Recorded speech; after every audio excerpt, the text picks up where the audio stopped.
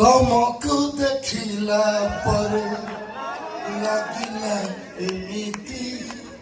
ଆଗରୁ କୋଉଠି ଦେଖା ହେଇଥିଲା ଯେମିତି